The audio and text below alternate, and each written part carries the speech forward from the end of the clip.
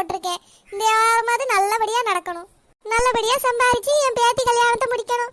ஏய் தாய் கிழவி, நேத்து நீ ஏமாந்ததுக்கு நீ தான் காரணம். என்னை எதுக்கு கூட்டிச்சேக்கா?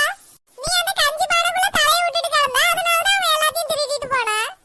ஏக்கா நேத்து நான் உங்க கடைக்கு வந்தேன் பாத்துக்கிடுங்க. சீக்கிரமா வியாபாரத்தை முடிச்சுட்டு போயிட்டியாலோ? ஏன் அவளுக்கு உங்க கடை முறுக்குனா ரொம்ப பிடிக்கும் பாத்துக்கங்க.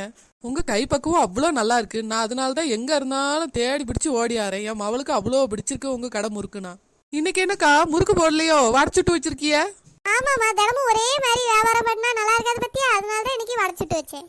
அப்படியாக்கா, எனக்கு ஒரு 10 வடை தாங்கக்கா. நான் ரூபாய் எடுத்துட்டு வரல பாத்துக்கிடுங்க. நேத்து கடையில பத்தியெல்லாம் அதான் கடை இருக்கான்னு பாக்க வந்தேன்.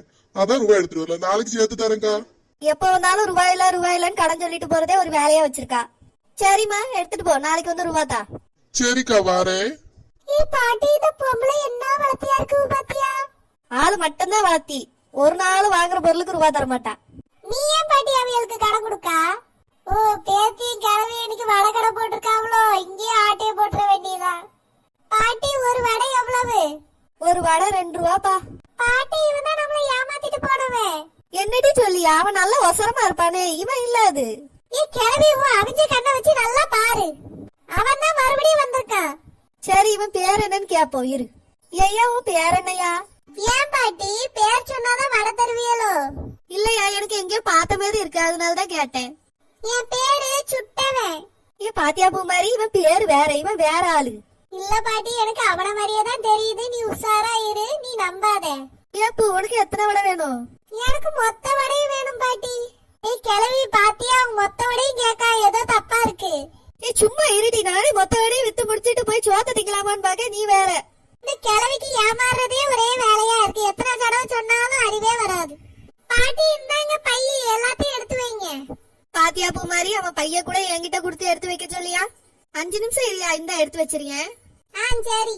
கிழவி கண்டுபிடிக்கிறதுக்கு முன்னாடி எப்படியாவது வாங்கிட்டு ஓடிடணும். இந்தாயா, எல்லாத்தையும் எடுத்து வச்சுட்டேன். 200 ரூபா ஆச்சு. சரி பாட்டி, வண்டியில வச்சிட்டு ரூபாய் எடுத்துட்டு வரேன். பாட்டி, அவன் ரூபாய் எடுத்துட்டு வரேன்னு சொல்லி தானே போனா, வண்டியை எடுத்துட்டு கிளம்பிட்டான். வா, வெளியே போய் பாப்போம். இன்னைக்கும் ஏமாத்திட்டு போயிட்டானே, நான் என்ன பண்ணுவேன்? என் வடை எல்லாம் போச்சு. ஐயோ கடவுளே!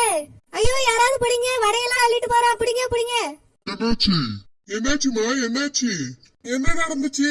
எதுக்கு இப்படி சத்தம் போடுறியே? என்னாச்சு? ஐயோ, வடையெல்லாம் அள்ளிட்டு போயிட்டாயா. எல்லா வடையும் அள்ளிட்டு போயிட்டா. யாருமா அள்ளிட்டு போனா? ஐயா, அந்த சுட்டவன் அள்ளிட்டு போயிட்டாயா. சுட்டவனா? சுட்டவன் அள்ளிட்டு போனா உனக்கு என்னமா?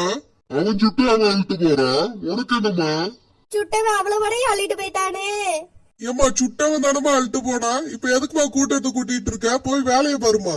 எங்களுக்கெல்லாம் வேலை வெட்டி இல்லன்னு நினைச்சியோ? ஆமா, சுட்டவன் அள்ளிட்டு போனதுக்கு ஒப்பாரி வச்சுட்டு கிடக்கு இந்த பொம்பளை. வாங்க எல்லாரும் போவோம். கிழவி, உன்கிட்ட நான் எத்தனை தடவை சொன்னேன்? ஏமாந்துறாது உசாராயிருன்னு சொன்னனே இல்லையா? மொத்தத்தையும் ஒன்னா விக்கணும்னு நினைச்சா அவன் மொத்தமா எடுத்துட்டு ஓடிட்டான். அவன் நேத்து வந்து திருடிட்டு போனவன் தான், இன்னைக்கு வந்திருக்கான். நீ இப்படி ஏமாந்துட்டிய பாட்டி. தினமும் நம்ம ஏமாந்தா எப்படிதான் பழைக்கிறது? ஐயோ ஆமா, நீ சொன்னியே. எனக்கு தான் அறிவில்லாம போயிட்டு, கண்ணு தெரியாம போயிட்டுமா. இனிமையாவது நான் சொல்றத நம்பி உசாரா இரு பாட்டி. சரிம்மா, வா வீட்டுக்கு போவோம்.